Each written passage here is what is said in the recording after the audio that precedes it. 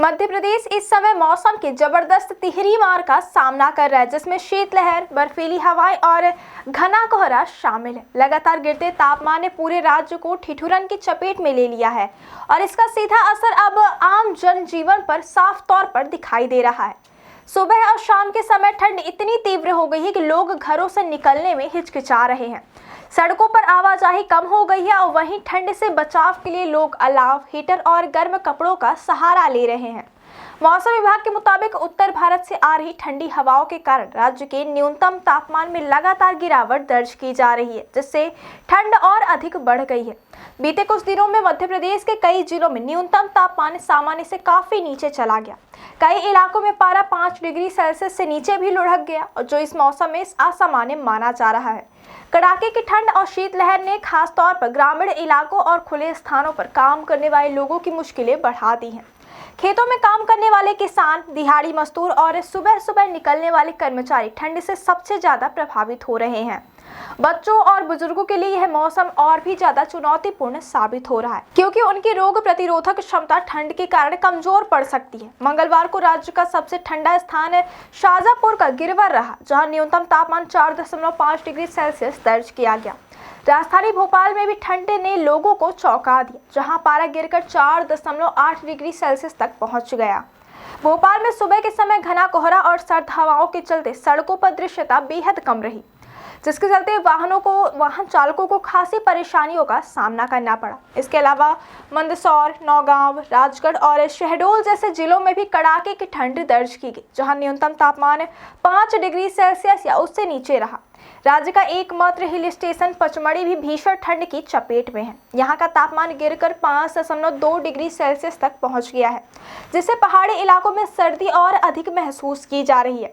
पर्यटक स्थलों पर सन्नाटा पसरा हुआ है और जो पर्यटक मौजूद है वे गर्म कपड़ों और अलाव के सहारे ठंड से बचने की कोशिश कर रहे हैं। मंदसौर में पारा 4.6 डिग्री सेल्सियस तक गिर गया, जबकि नौगांव, राजगढ़ और कल्याणपुर में न्यूनतम तापमान 5 डिग्री सेल्सियस दर्ज किया गया।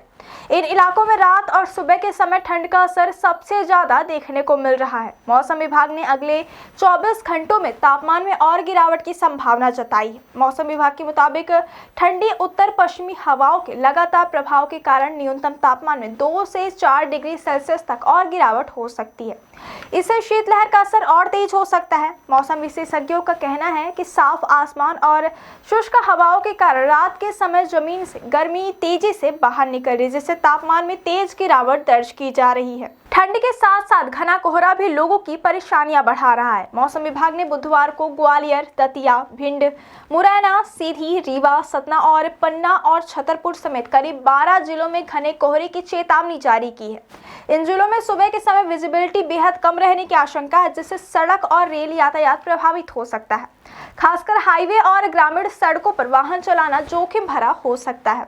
कई जगहों पर पहले से ही कोहरे के कारण वाहन धीमी गति से चलते नजर आ रहे हैं। सुबह और शाम के समय राज्य के अधिकांश जिलों में घना कोहरा छाया रहता है, जिससे दृश्यता कुछ ही मीटर तक सीमित हो जाती है। इसका असर न केवल यातायात पर पड़ रहा है, बल्कि दैनिक गतिविधियों पर भी देखने को मिल रहा है। स्कूल जाने वाले बच्चों को सुबह जल्दी उठकर ठंड और कोहरे में घर से निकलना पड़ रहा है, जिससे उनकी सेहत पर असर पड़ सकता है। इसी को ध्यान में रखते हुए मौसम विभाग ने स्कूली बच्चों और बुजुर्गों को विशेष सावधानी बरतने की सलाह दी है।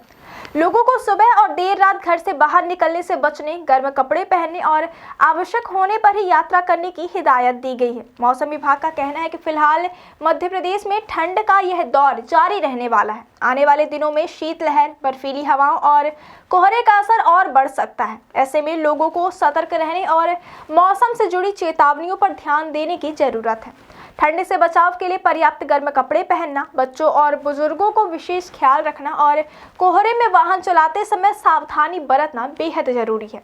कुल मिलाकर मध्य प्रदेश इस समय सर्दी के सबसे कठिन दौर से गुजर रहा है, जहां मौसम की यह तिहरी मार जनजीवन को बुरी तरह प्रभावित कर रही है।